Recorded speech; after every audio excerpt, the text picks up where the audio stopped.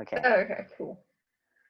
Hi, everyone. Hello. Welcome to Come Fund Me, the series where we talk to people who are raising funds for their transition.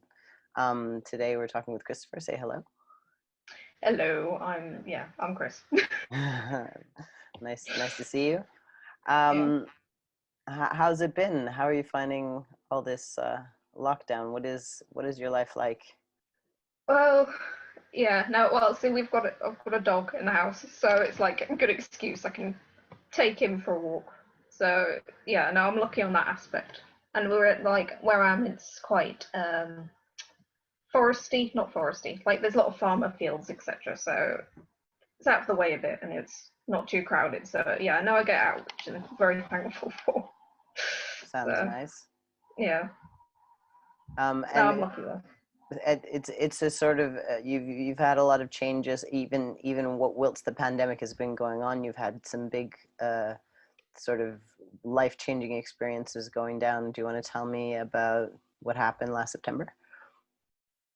Well, what? So, yeah. No, I was living in, I'm just going to say, I was living in Europe with my father. He's very religious in the homophobic way. So, yeah. No, but anyway, I've moved away from him. Like, literally middle of the night, sort of thing. It's a bit idiotic, but yeah. No, yeah. I moved in That September. doesn't sound idiotic. It sounds really brave. And so how did you manage that? You must have been afraid. Well, I've been estranged from my mother. I got into contact with her. She booked everything. I also had the fundraiser to because that was the whole reason I joined Twitter to begin with, because I was trying to, at the start of 2020, I was trying to move out of the house myself. I didn't have any money because I wasn't making anything because I was living in Europe and didn't speak the language. And yeah, right, yeah, no, I was trying to leave and I was contacting a load of different charities and services that I thought might help. I tried the British Embassy, they couldn't do anything. So I just joined Twitter, started a fundraiser to try and move out. I was still, because then I was on the verge of booking a plane ticket and the borders closed because of COVID. So it's Yikes. like, yeah. So yeah, no, I was basically in September. I got to a point. I reached out to my mother. I'd been estranged to for years, and she kind of helped. And then it happened very quickly. It was like in a matter of days.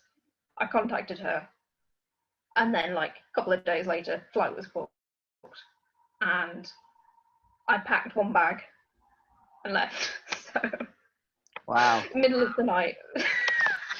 So, I don't see. Some people might like. I don't know. This doesn't happen, but for me that was it.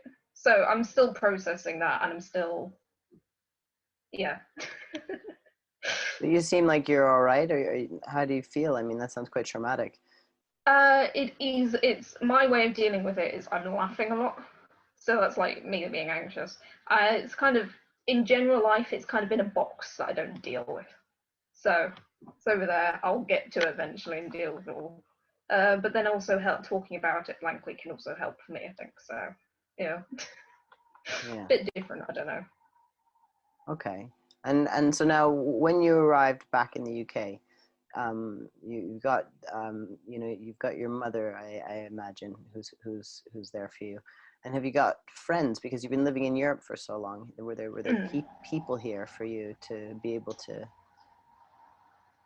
talk to? Well, I was also homeschooled. That's why I never picked up the language. That's why, yeah, no, I've got a couple of people, and I'm living with my mother currently. But yeah, no, since September 2020, I didn't have anything. So I've got a GP now. I've got a bank account. I'm on universal credit. I'm somewhat able to get forwards, and actually, I wasn't able to cut my hair before because that was a religious thing, and can't cut your hair because that's against the Bible for him. So yeah, no, it didn't really work for me. Well, before I ask you anything else, I just want to say, you know, like that's really incredibly brave, and that, you know, that you should feel really proud of yourself for accomplishing all of those things. And yeah, that I'm really rather blown away. Yeah. Good for you for No, I am a little. sticking up for yourself. Yeah. Yeah. No, I will say the night I left didn't feel real. It didn't. It was like, this is a movie. What's happening? So yeah. Anyway, yeah. A bit different. I don't know. I'm sort of processing the minute. I don't know.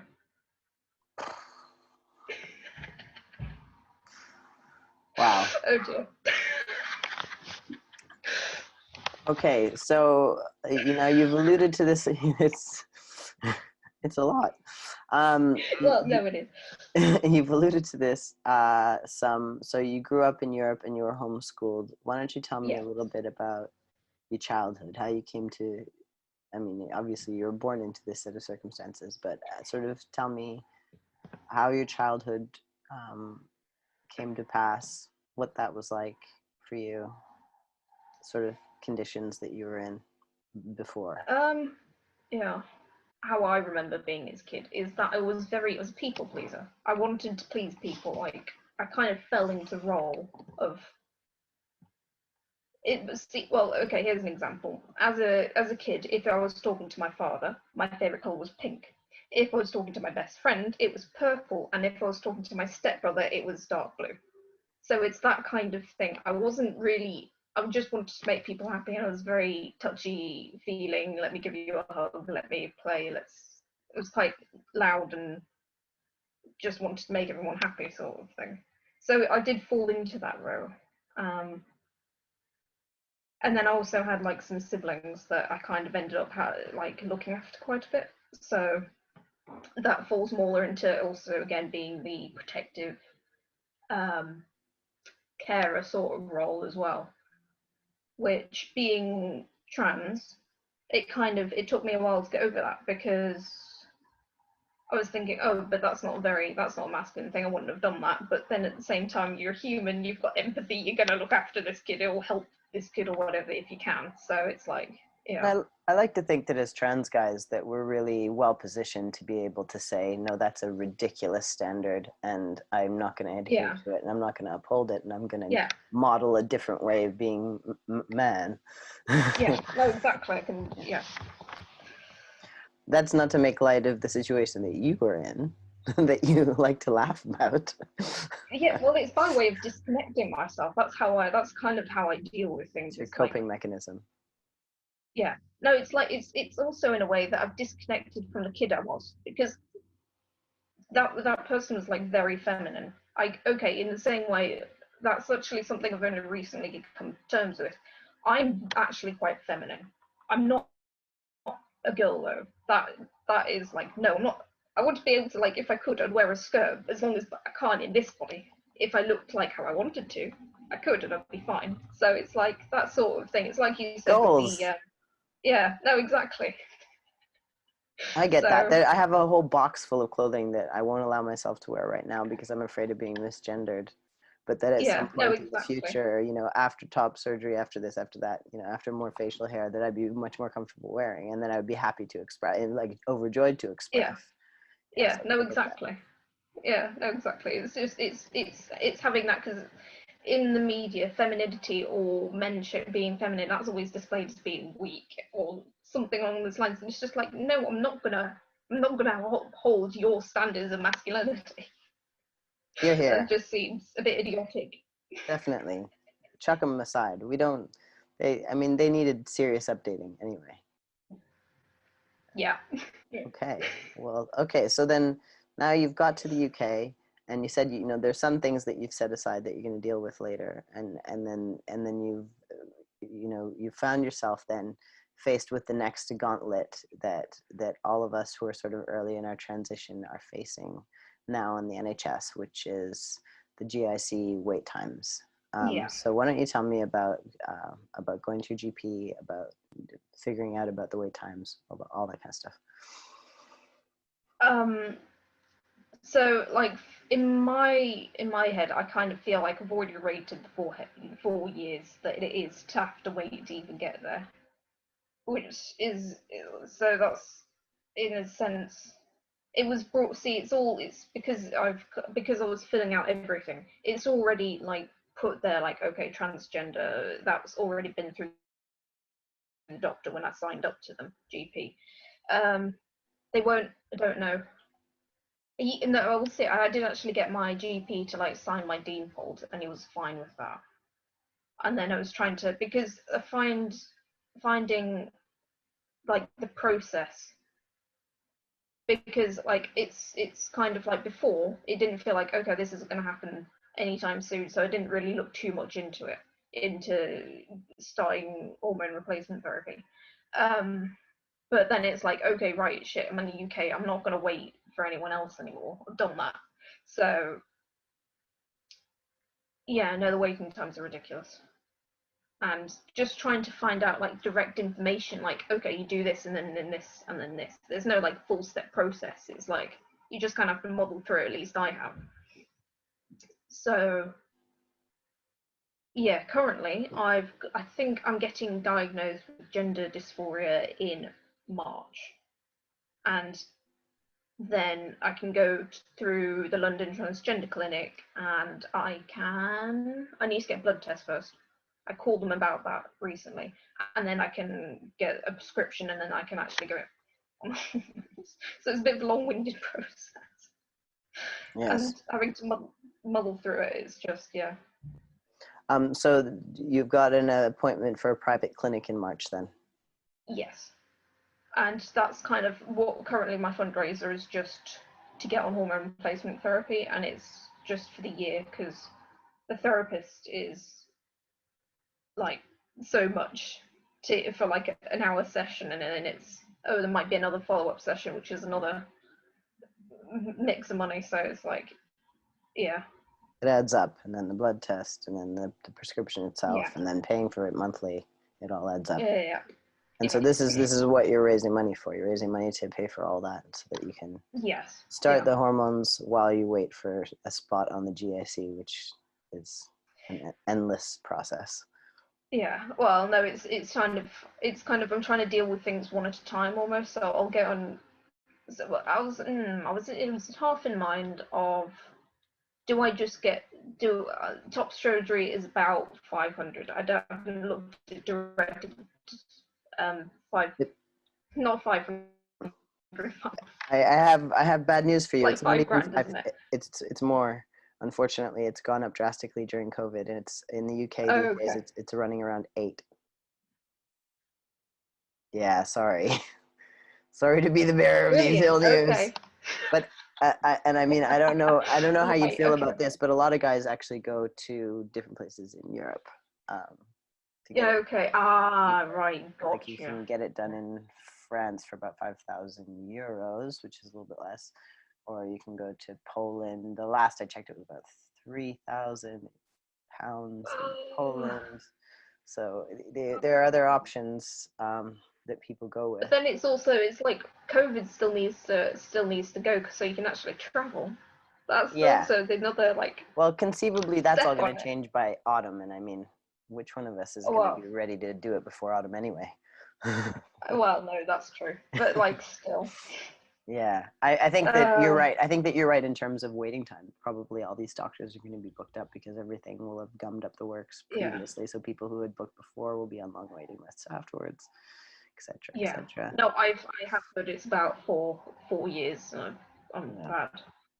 yeah. So yeah. Have you got binders? Do you wear binders? Uh, Binders. I don't leave the house without them. See, that was another thing. I managed.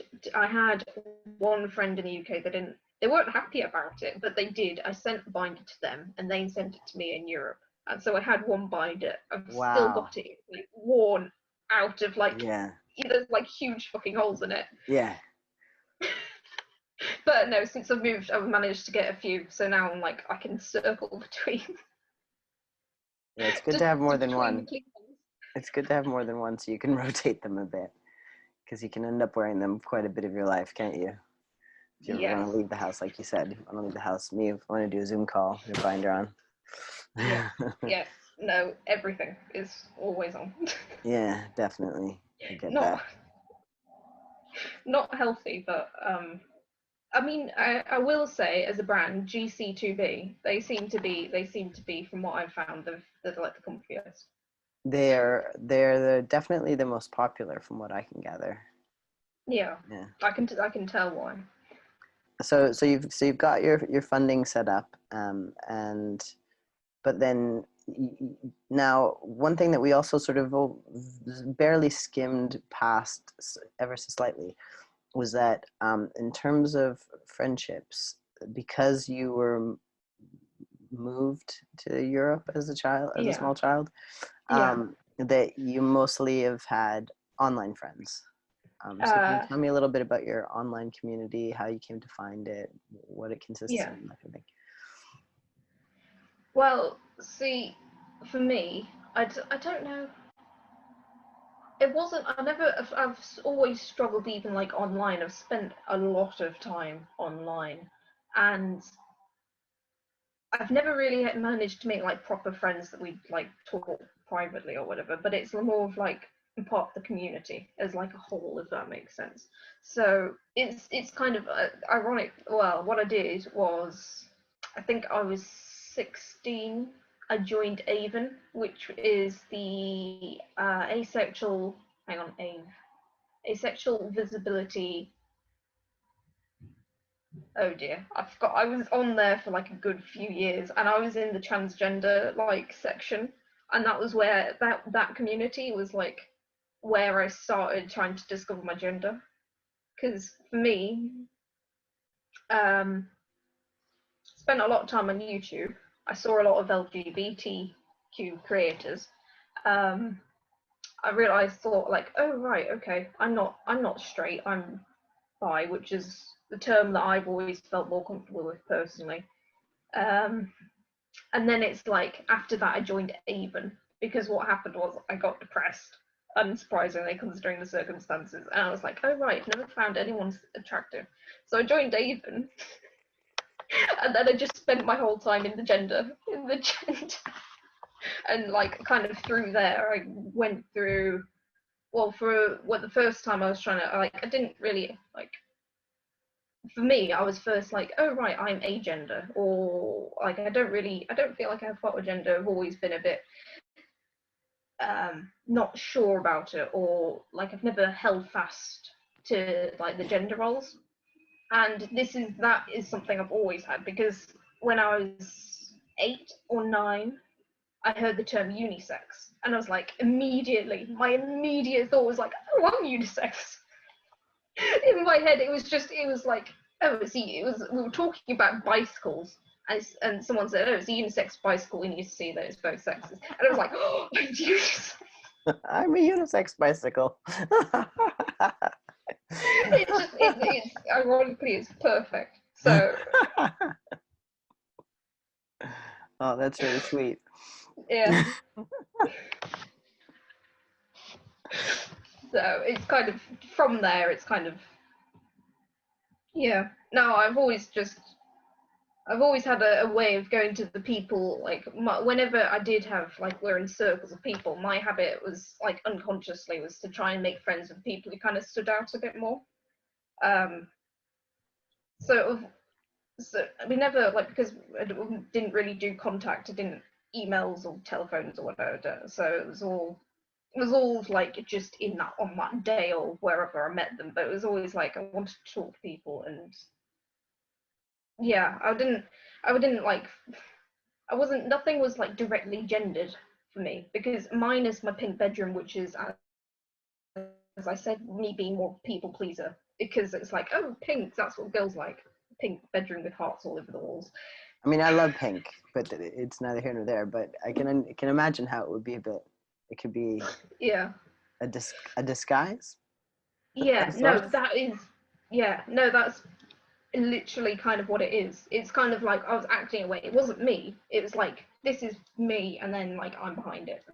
So I was wearing a mask kind of my whole life. I just wanted to be happy and people to be happy and to meet people. And oh, you're a bit left out. I'm gonna say hello and be loud and noisy and let's play with teddies and let's go and do this. And I was just kind of, yeah.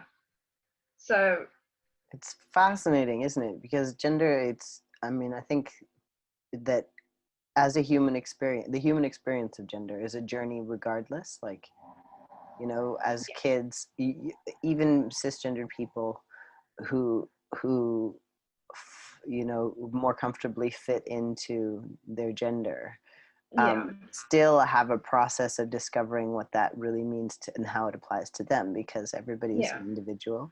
And then I guess just for us trans folks, it's a bit of a more sort of a less subtle, more yeah, complex journey. And so it's really yeah, interesting to me to hear about your sort of unfolding journey. yeah, yeah, yeah. No, it's yeah. No, I did it. It took me a while to like, oh right, okay, I'm trans masculine. MTF. However, it's did I just no FTM?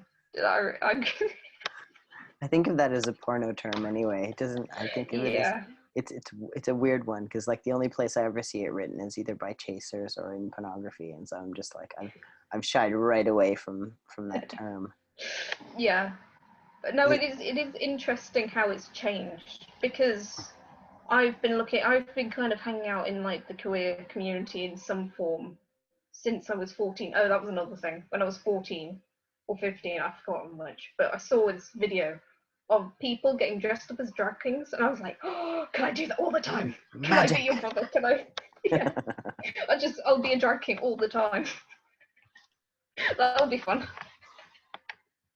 So Yeah, actually, yeah, when I was coming out too, when I thought that when I wasn't sure how or when I'd ever be able to get hormones, my first thought was, I'll just like create a drag king persona so that I can express this part of myself on a yeah, regular basis in some way. And that was like sort of yeah, my first thought. yeah. No, it was mine too. Yeah. So I I can mean, relate there. this is definitely better. Like it's way better to be able to transition and to just you know, like even be it socially, to just Yeah.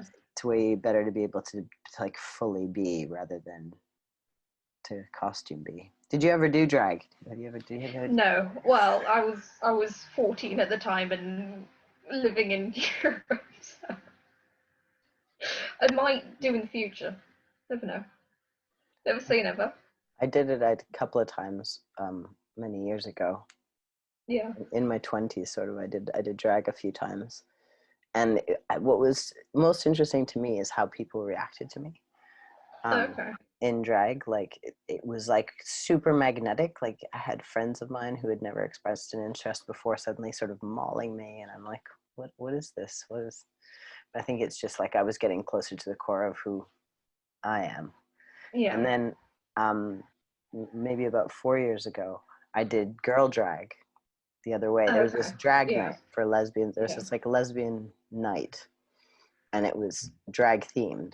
And so everybody Okay. turned up with like little mascara mustaches, and I turned up in like massive heels and a bustier, looking very much like a drag queen. Um, you know, I did contour makeup and all this sort of stuff. Um, and yeah, it was really interesting for me because I didn't Yeah. at all feel like I was leaning into my womanhood. I felt like I was doing Yeah. drag. Yeah. Yeah. No, that's it. It's kind of if you're dressing up as like a drag king, as being transmasculine, then it's like, oh, you're putting on a costume, but no, I'm wearing a costume every bloody day, but then this time I'm gonna dress it up and make myself look like an actual drag queen. So it's like, yeah, that's kind of what it is, I think. It's fun to be, like you said, I think what we were talking about before, like I'd love to get to that point where it Yeah. wouldn't matter anymore. I don't know if you follow Yeah. RuPaul's Drag Race at all, but obviously they've got the first trans masculine contestant right now Yeah. Is in that which I don't the follow it, American one. but In the American one that's on, that's just started airing on New Year's Day. yeah. There's the first trans masculine contestant called Gottmik, and it's really wonderful. I mean, he was already a makeup artist, like a really, really renowned makeup artist. And he does really excellent drag. Like, he's a fierce drag queen. And it's just, like, yeah, it's, Oh dear. Is it first? no, it's wonderful. Like, it's absolutely, I think it's just wonderful that, that, when we can get to the point of being liberated in gender expression, so that a person doesn't have to feel limited by the fear of being misgendered, you know.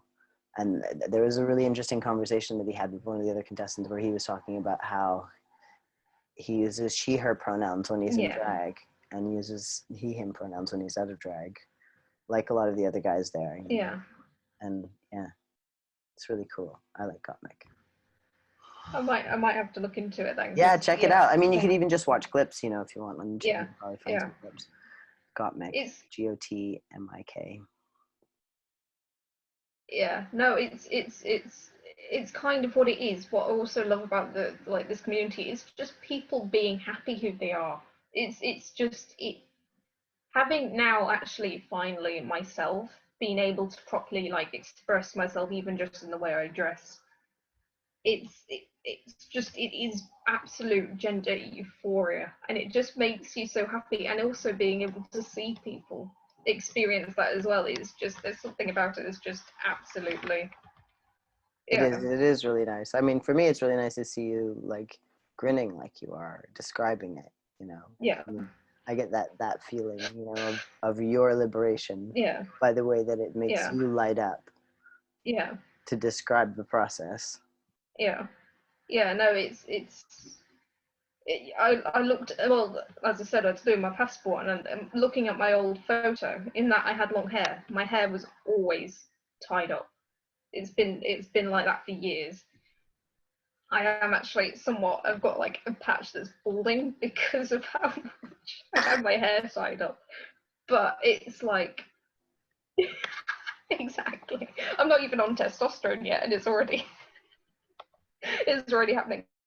But no, it's just that the amount I have changed. It was kind of a shocking for me because it's like I do actually look a bit dead behind the eyes in that, and it's just like since then I've been able to be me, which is honestly I cannot explain it. It's yeah. It's really interesting when you see trans people's before and after photos, Yeah. how many of them look just, and they could even be smiling in the before picture, but they just look so sad. And then they might not even be smiling in the after picture, but they look Yeah. so much more alive and Yeah. happy. It's incredible to me. Like, Yeah. if you go through those threads, you can see it happening over and over again. And so I posted months ago, I posted one of my own.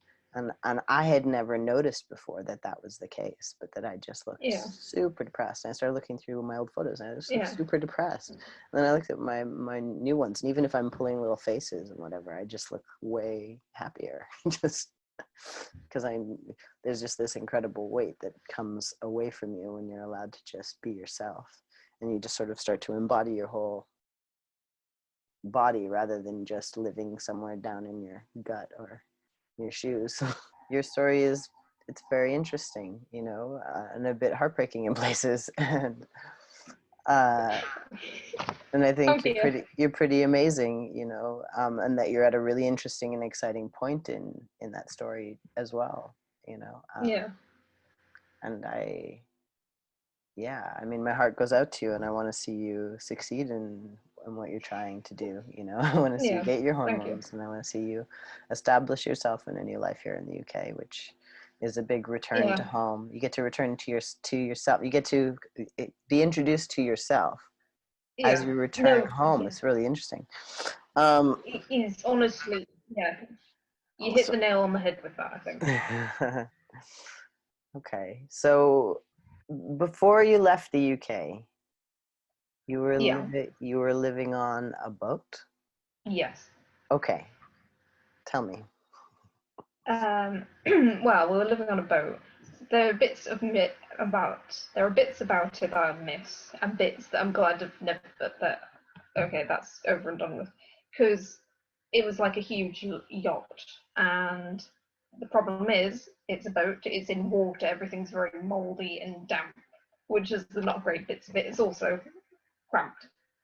So now I've got like a huge like bedroom. So that was like a nice change from it. Um, yeah, no, I think I was on the boat. I think we moved on it when I was like 3 or 4. That was where I had my own cabin that was painted pink. With like, I think it was like a birthday present or something. Like, oh, we'll do this for you, and I was like, yeah, that sounds cool. So yeah, it was painted pink with hearts in it, and then when I got a bit older, I got to move to a bigger cabin, which was good, and that one was painted green because it was my older brother's before. So yeah, no, then I was in a green, and then after that we moved to Europe where I got a big room and that was white. But yeah, no, it's like I have memories of it. Like it was all rocking back and forth, and you go to sleep with the wind howling, and it would be like really like soothing.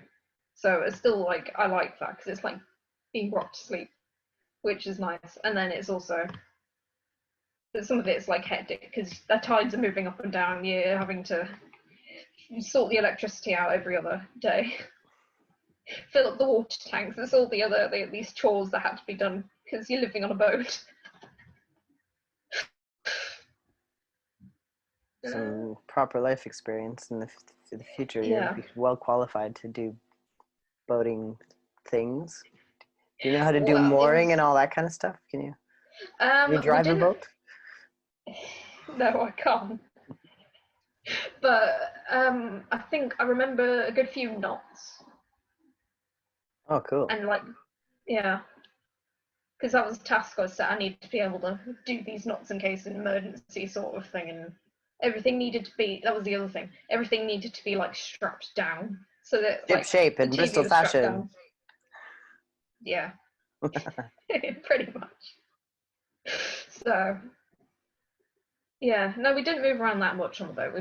We sailed it properly twice, like for like proper longer journeys, and moved somewhere else. The problem is, at the age I did get very seasick, so Oh dear. I wasn't really very useful when we were actually traveling. But like sleeping there and staying there, and living in that was all fine. You left when you were 12, and now you've come back, and at the same time you're coming out. So it's like you're discovering yourself and you're Yes. rediscovering your home at the same time. What's that been like? And it's also COVID.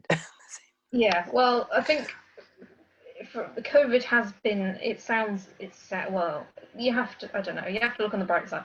COVID's been a positive in that I know that travel between the UK and Europe, that's not going to happen anytime soon, properly. So it's been the comfort from that point of view. I mean, it's also pollution's down, which is also Plus side. yeah, yeah. Um, no, it's just I wasn't able before. I wasn't able to cut my hair. I wasn't able to like I could leave the house, but there was like literally nowhere to go. I was walking around dirt roads and other farmland. That was literally all I could go unless I took a bus. And I didn't have the money for the bus, so I needed to get it from him. So it was all very controlled. So it's like coming away from that means that I was able to cut my hair. I'm able to actually discover my clothing style, which sounds, yeah, but it's like I've never been able. I've just ordered a pair of men's jeans, which I've always been very intimidated by, but I ordered them and they fit well, so I was like really happy. Yeah, it's yeah.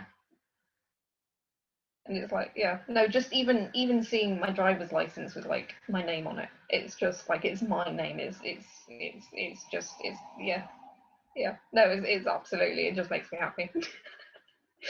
Good for you. Congratulations. Yeah, yeah. Excellent. Trying to think. I'm so angry with myself for ballsing it up with the recording.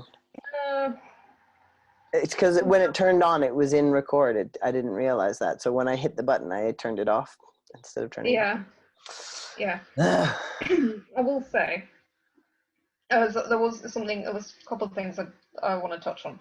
Please, One. please. No, I was going to say because there's. I briefly mentioned it. I said that at 17, I felt like I was too old to Yeah, be realizing I was trans. And right. this then when I went into Twitter, I was like, oh, wait, you feel too old. I felt too old at 17. I can't imagine how you must feel.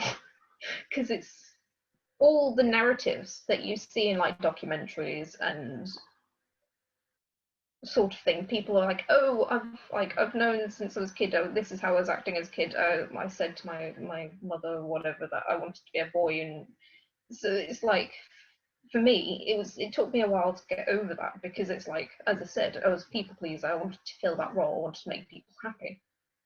So that I didn't get that, and it was. But then there's also times that I remember that I felt masculine and I felt really good, and I was like, oh, I like this, and so there were things or signs, but it didn't feel like I was trans enough. So it fell into that argument, and Yeah, you kind of have to give yourself permission in a sense, don't you? yeah, yeah. So yeah, no, that was one thing that I saw with Twitter because I thought I'm a late bloomer with it. I just have to kind of deal with it, and then everyone else on Twitter is like,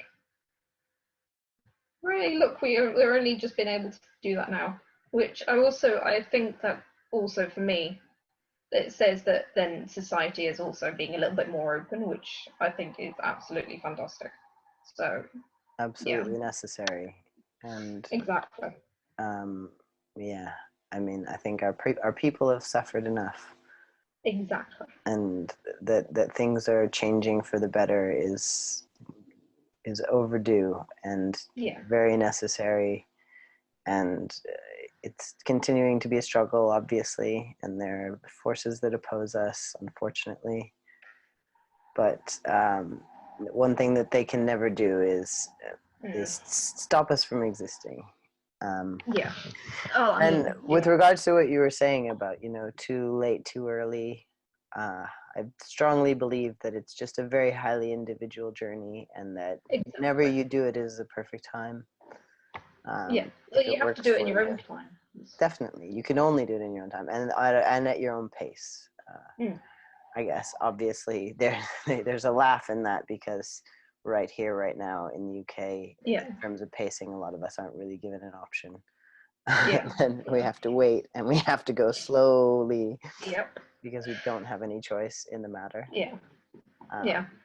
but yeah, it's really good to see that that you're literally glowing. I mean, obviously, I didn't know you before, but that Yeah. you seem like bouncy and light. Yeah. And I'd like No. to think that coming out plays a role in you being and having that kind of lightness to you, given Yeah. everything that you've been through. Yeah. No. Honestly, it really is. It was. It was. I don't know, there's like an old picture of like it's not old. It's like 5 months ago. Even like actually, probably it's only like 4 months old, and it's because I've never been able to be myself in any sense of the word, like to like outwardly express that. So, like anything, it's just this like I don't know if you can see them. I've got a couple of rings which I've only recently got, and I've managed to get in 4 months. I've also managed to get a tattoo, which I've been thinking about for absolute years, and they're just the things they feel right. They're how things should be. It's just yeah, no, it's yeah, yeah. I couldn't not be me anymore. Good. So Hey, congratulations. I yeah, wish I could have some like fireworks emojis. be fun. So Amazing. yeah. Well, I would you like to say anything to if anybody has a few extra bob and they can chuck them in the transition fund there for you? Have you got anything to say to such a person? Oh right. That you are honestly you. I don't know.